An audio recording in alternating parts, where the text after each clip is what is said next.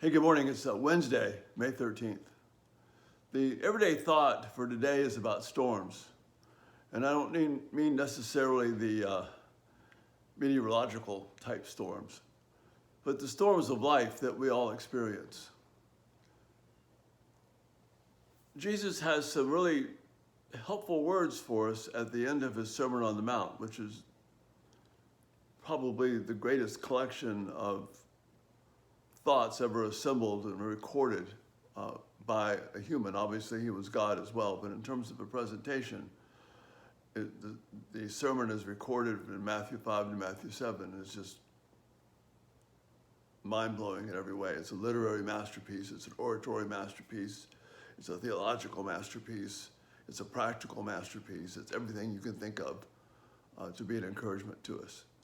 But he ends the sermon this way, with the tale of the wise and the foolish builders.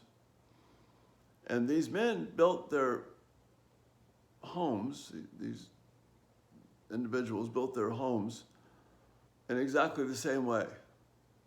And there's nothing in the text to make us think that they weren't both really well-built homes.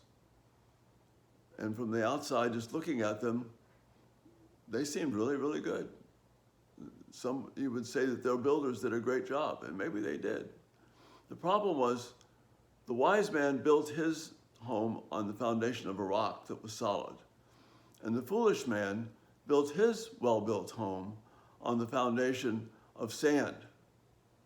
And when the storms came, the wise builder's home stood firm because not of the strength of the building, but the foundation that it was laid upon. The foolish builder, his crumbled, even though his building was just as well built and just as attractive as the first one. But his foundation was weak. And when the winds beat on both houses with equal ferocity, one stood and the other crumbled. See, Jesus is trying to tell us by embracing wisdom, this doesn't protect us from the storms. It allows us to stand in the storms. Storms in life are a given. We spend too much time trying to avoid them. It's impossible to avoid the storms because of the curse and other things that are related to the fall and human sin. But building on a foundation of wisdom will allow you to stand. And you see, this has a greater purpose than just survival. This is what Peter is referencing in his epistle when he says, be ready to give an answer for those who ask a question.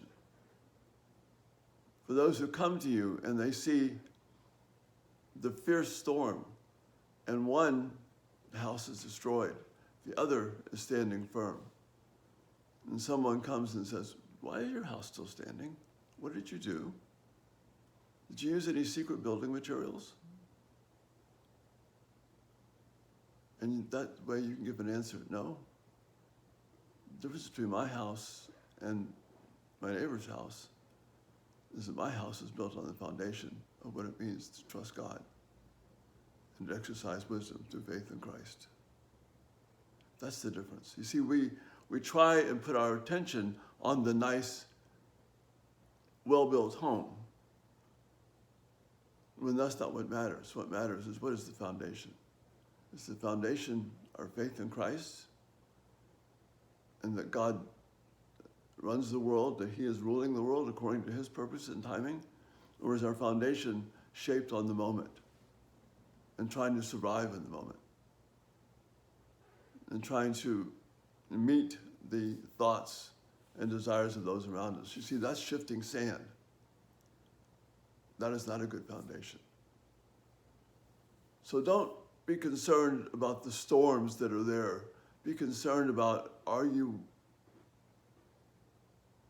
built upon the one who is your rock? And the allusion that Jesus makes at the end of Matthew 7, that foundation built upon a rock, is no lost, cute literary phrase. It's literally talking about the rock of our faith. So when the Psalms say, God is our rock, the wisdom of God, his house is built on that. He stands. The other one fell. By God's wisdom, we can be strong in the storm. And that's the thought for today. You have a great day. Bye-bye.